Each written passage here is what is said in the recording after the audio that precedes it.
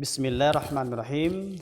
Assalamualaikum warahmatullahi wabarakatuh. Alhamdulillazi arsala rasulahu bil huda wa dinil haq liyuzhiru ala dini kullihi wa kafa billahi syahida. Asyhadu an la ilaha illallah wahdahu la syarikalah wa asyhadu anna Muhammadan abduhu wa rasuluh. Allahumma salli ala sayyidina Muhammad wa ala ali sayyidina Muhammad. Qala Allah Ta'ala fil Qur'anil Karim, a'udzu billahi minasyaitonir rajim. Bismillahirrahmanirrahim. Rabbi shrah sadri wa yassir li amri wahlul 'uqdatam min lisani yafqahu qawli. Shadaqallahul azim. Pada kesempatan ini kami akan menyampaikan sebuah materi, yaitu materi pendidikan agama Islam dan budi pekerti kelas 11 dengan judul Menjadi Muslim yang Taat, Kompetitif, dan Beretos Kerja Unggul. Pada materi ini kita akan menyampaikan sebuah materi di mana sebelum itu kita perlu memahami ataupun mengetahui tujuan pembelajaran dalam memahami materi ini, di mana diharapkan dengan memahami materi ini, maka siswa yang pertama dapat membaca Quran Surat An-Nisa ayat 59, Quran Surat Al-Ma'idah ayat 48, Quran Surat At-Taubah ayat 105 sesuai dengan kaidah tajwid dan makhrijul huruf. Kemudian yang kedua, siswa juga dapat menyebutkan arti dari Quran Surat An-Nisa ayat 59, Quran Surat Al-Ma'idah ayat 48, Quran Surat At-Taubah ayat 105. Selanjutnya, siswa juga dapat menjelaskan makna isi kandungan di dalam Quran Surat An-Nisa ayat 59, Quran Surat Al-Ma'idah ayat 48, dan Quran Surat At-Taubah ayat 105 sesuai dengan kaidah tajwid dan makhrijul huruf. Kemudian yang keempat, siswa juga dapat mendemonstrasikan hafalan Quran Surat An-Nisa ayat 59, Quran Surat Al-Ma'idah ayat 48, Quran Surat At-Taubah ayat 105 sesuai dengan kaidah tajwid dan makhrijul huruf.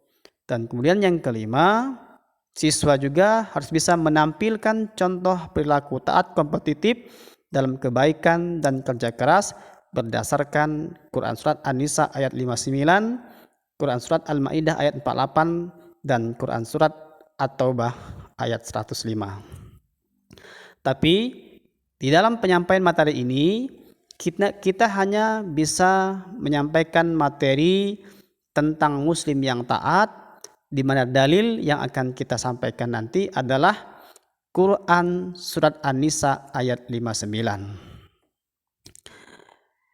Dalam firman Allah Subhanahu wa taala pada Quran Surat An-Nisa ayat 59 yang berkaitan dengan muslim yang taat, a'udzubillahi minasyaitonir rajim. Bismillahirrahmanirrahim. Ya ayyuhallazina amanu atiullaha wa atiur rasula wa ulil amri minkum. Fa in tanaza'tum fi syai'in farudduhu ilallahi war rasuli in kuntum tu'minuna billahi wal yaumil akhir. Zalika khairu wa ahsanu ta'wila. Pada firman Allah tersebut, kita akan melihat identifikasi tajwid yang berkaitan dengan kalimat pada firman Allah tersebut, di mana ada berbagai macam tajwid yang dapat kita pahami dari bacaan yang sudah kita baca tadi. Misalnya yang pertama, ya ayyuhallazina. Di huruf ya itu hukum tajwidnya adalah mad, di mana hukum bacaan di situ bisa kita baca sebanyak 4 harokat dengan hukum tajwid mad wajib munfasil. Kemudian juga ada hukum tajwid yang lain yang terdapat pada firman Allah tersebut. Salah satunya adalah pada kalimat minkum yang di situ tertera pada tajwid ikhfa, di mana ada nun mati bertemu dengan huruf kaf. Sesudah itu juga pada kalimat zalika khairu wa ahsanu ta'wila. Khairu yang dibaca khairun di situ bertemu dengan huruf waw, maka di situ juga termasuk hukum tajwid untuk tajwid idgham bi gunnah. Selanjutnya kita akan mencoba mengartikan dari firman Allah pada Quran surah An-Nisa ayat 59 tersebut. Yang pertama kita akan penggal kalimat yang kemudian kita akan artikan. Ya ayyuhalladzina amanu, artinya hai orang-orang yang beriman. Atiullaha wa atiur rasula wa ulil amri minkum. Taatilah Allah dan taatilah Rasul serta ulil amri di antara kamu. Fa in tanaza'tum fi syai', maka jika kamu berlainan pendapat tentang sesuatu, farudduhu ilallahi war rasul, kembalikanlah ia kepada Allah dan Rasulnya. In kuntum tu'minuna billah, jika memang kamu beriman kepada Allah, wal yaumil akhir, dan hari kemudian, zalika khairu wa ahsanu ta'wila, yang artinya yang demikian itu lebih utama bagimu dan lebih baik akibatnya. Sesudah itu kita akan melihat asbabun nuzul dari firman Allah yang berkaitan dengan materi kita pada saat ini, yaitu menjadi muslim yang taat, yaitu Quran surat An-Nisa ayat 59. Sebagaimana yang tertera di slide, Imam Al-Bukhari meriwayatkan pertalian dengan turunnya Quran surat An-Nisa ayat 59, yakni terkait dengan penolakan para prajurit untuk masuk ke dalam api atas perintah Abdullah bin Huzafah bin Qais selaku komandan dalam suatu syariah ataupun perang yang tak diikuti Nabi. Mereka kemudian mengadu kepada Nabi Muhammad SAW tentang batasan taat kepada ulil amri. Maka turun ayat ini sebagai jawaban atas problema yang mereka hadapi. Ini menunjukkan bahwasanya tingkat ketaatan yang perlu kita lakukan adalah kepada pemimpin yang adil ataupun bijaksana. Artinya, apabila ada pemimpin yang berlaku tidak adil, maka salah satu yang perlu kita lakukan adalah tidak mentaati apa yang menjadi perintahnya. Kemudian selanjutnya, kita akan melihat dalil yang berasal dari hadis Rasulullah SAW yang berkaitan dengan muslim yang taat. Sebagaimana hadis Rasulullah SAW, an Abdullah bin Umar radhiyallahu anhu anna Rasulullah SAW qala, as-sam'u wat ta'atu 'alal mar'i al-muslimi fima ahabba wa karih ma lam yu'mar bi ma'siyah fa iza umira bi ma'siyatin fala sam'a wa la ta'ah. Rawahul Bukhari. Yang artinya dari Abdullah bin Umar radhiyallahu an, sesungguhnya Rasulullah sallallahu alaihi wasallam bersabda, mendengar dan taat itu wajib bagi seorang muslim terlepas ia suka dan benci.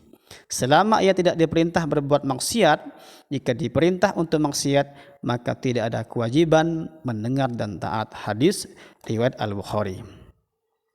Isi dan kandungan hadis tersebut, Islam memberi garis yang jelas bahwa seseorang boleh saja taat kepada siapa saja, asalkan ketaatan itu tidak menyimpang dari aturan Allah dan Rasulnya.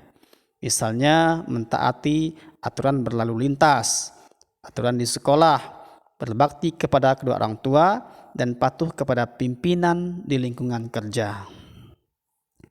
Sesudah itu, kita akan melihat isi kandungan Quran Surah An-Nisa ayat 59 tentang taat kepada aturan.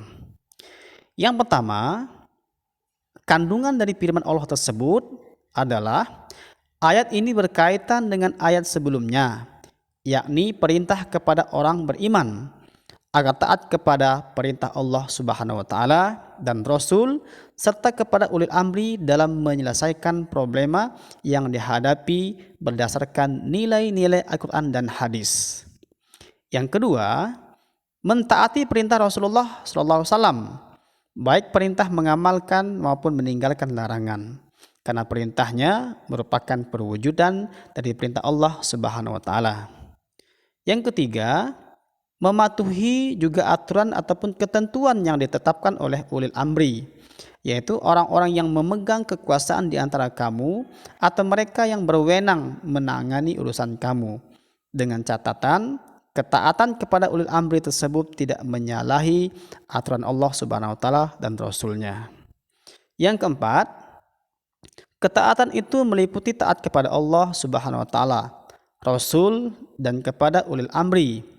Ketiga ketaatan itu tidak perlu dipertentangkan, tetapi dicari titik temunya, asalkan tidak menyalahi prinsip dan aturan yang ada.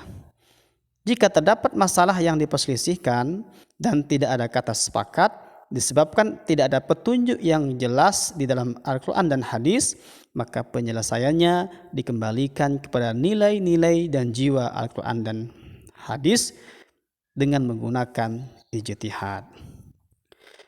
Yang terakhir, refleksi dari materi yang kita sampaikan pada video ini adalah bagaimana ketika kita sudah memahami materi ini dapat kita amalkan dalam kehidupan sehari-hari.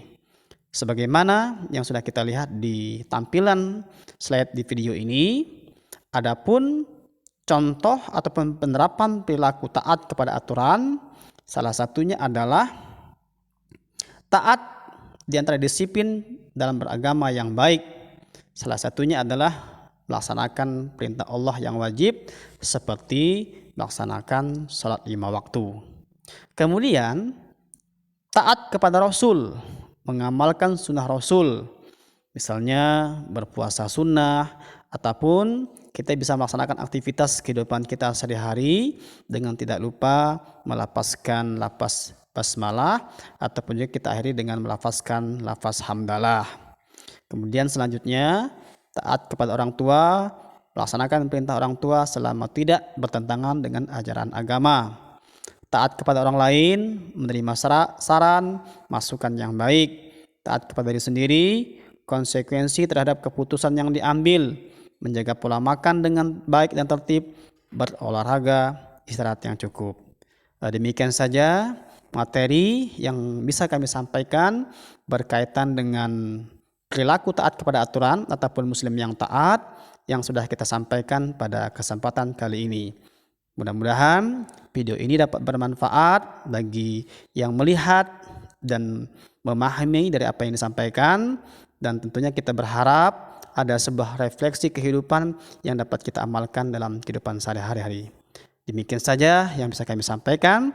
Terima kasih atas semua perhatian. Kami akhiri. Wabillahi taufiq wal hidayah. Wassalamualaikum warahmatullahi wabarakatuh.